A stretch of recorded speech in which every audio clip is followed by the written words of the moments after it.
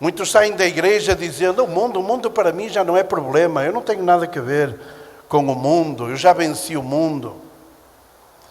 Eu não tenho, para mim não é difícil eu poder lutar contra este mundo.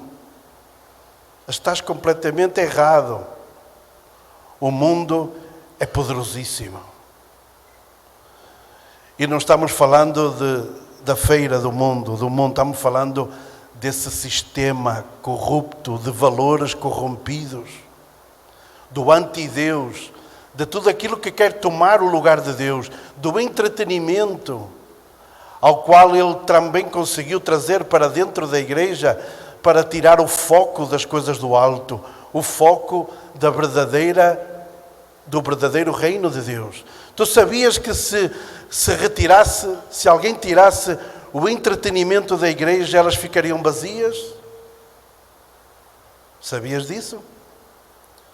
Que a grande maioria das igrejas, se tu chegares e tirares delas o entretenimento, as luzes, tudo aquilo que elas acrescentaram ao sacrifício de Cristo, à morte de Jesus e à sua ressurreição para perdoar e salvar, elas se esvaziariam, ficaria só a remar e algumas mais por aí.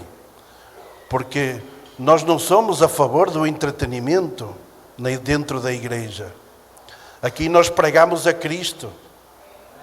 Aqui nós pregamos o único evangelho, não há outro evangelho. Aqui, o evangelho da cruz, do sofrimento. Aqui nós não iludimos nem enganamos ninguém de que a vida no Senhor é um mar de rosas e que é tudo uma questão de vir ao culto, passar um tempo bom aqui, entreter-se uns aos outros. Não. Aqui nós vimos aqui para pregar o evangelho da cruz.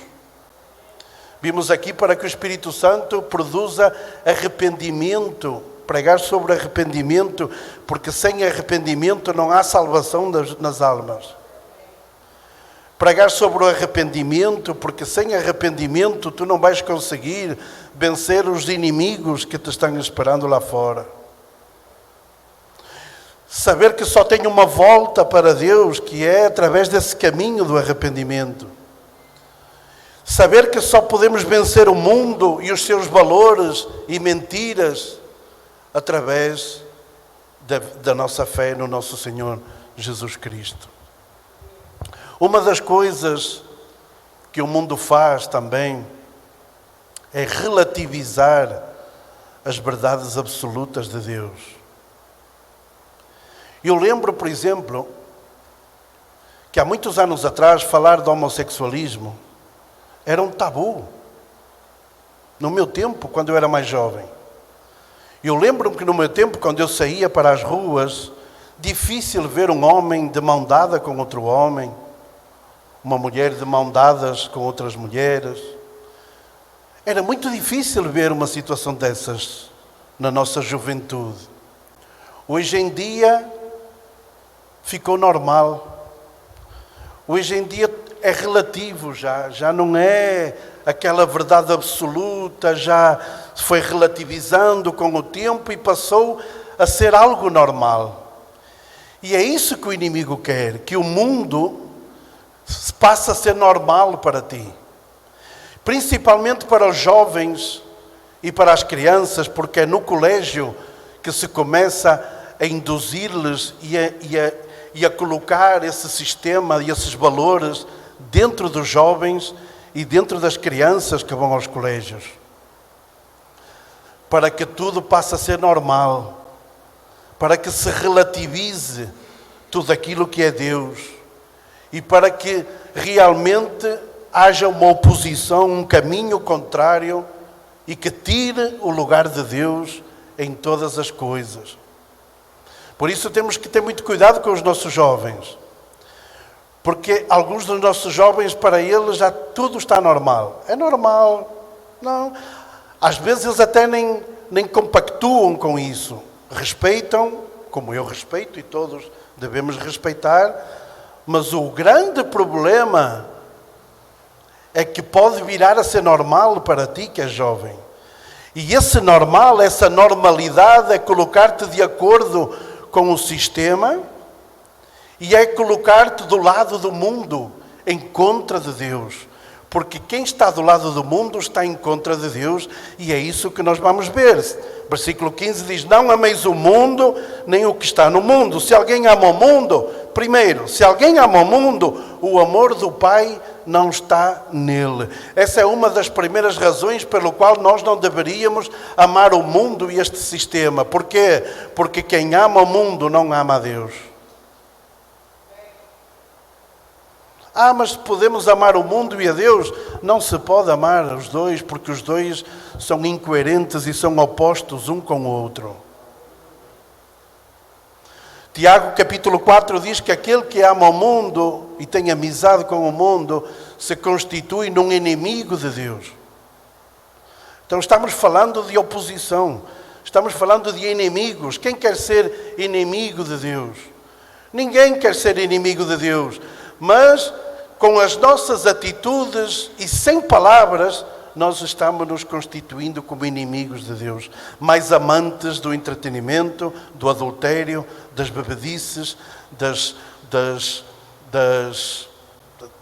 mentiras, da cobiça, do amor ao dinheiro e tudo aquilo que foi semeado e formatado por este mundo dentro das nossas vidas. Amém? Por isso, versículo 16 diz: porque tudo o que há no mundo, e aqui vem uma tricotomia diabólica. E como o diabo é um grande imitador, da mesma forma como Deus criou a Trindade, Pai, Filho e Espírito Santo, os três, o mesmo Deus manifestado em três pessoas. Aí vem o diabo e faz uma tricotomia também. E divide em três raízes todo o seu sistema diabólico, dizendo, primeiro, a concupiscência da carne, a concupiscência dos olhos e a soberba da vida. Daqui nasce todo o sistema e todos os valores corruptos e o pecado que jaz também neste mundo. Logo o dia nos avisa, não é do Pai, mas do mundo. Segunda razão pela qual não devemos amar o mundo, que tudo que está no mundo não provém de Deus, mas provém do mundo. Primeira razão, se amamos o mundo, o amor do Pai não está em nós. Segunda razão, se amamos o mundo, o que estamos amando não vem de Deus, vem do inimigo, não é de Deus. E fala da concupiscência. Concupiscência que significa um desejo desenfreado de algo. E começa com a concupiscência dos olhos.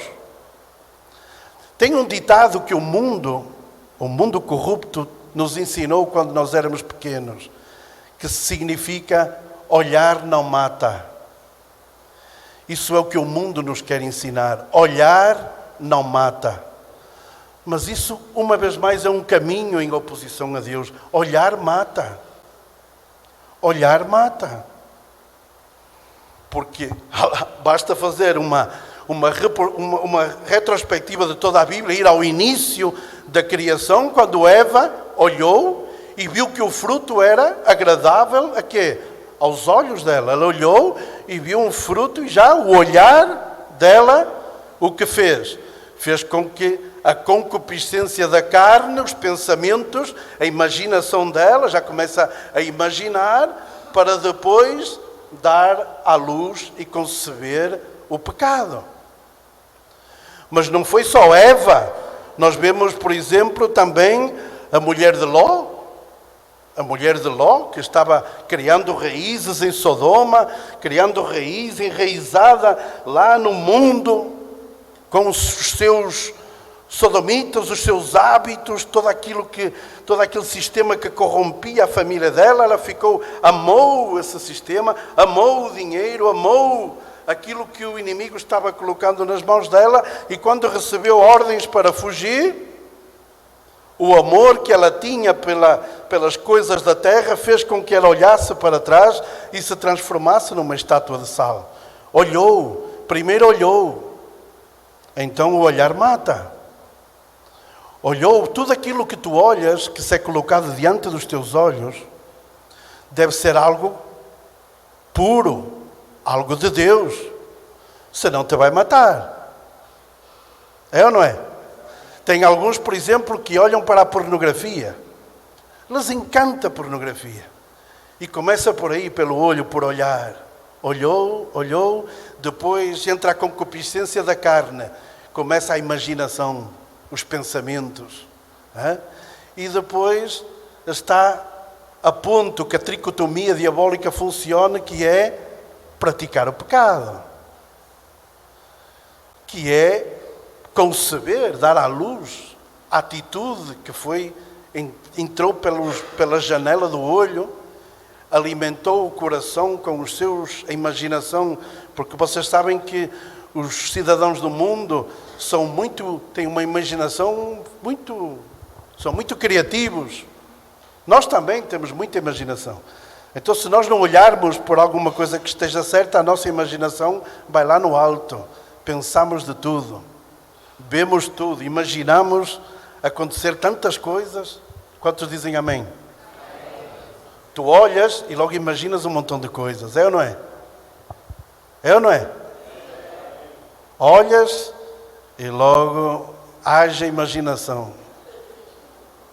Passa de tudo pela mente do ser humano. E depois vem a soberba da vida, vem querer ter a arrogância de querer viver uma vida diferenciada, uma vida melhor que a dos outros e querer ser mais que os outros, e então vai praticar esses atos que desagradam a Deus e ofendem a Deus, que são os pecados deste mundo, as mentiras, a cobiça, tudo isso o mundo nos ensinou.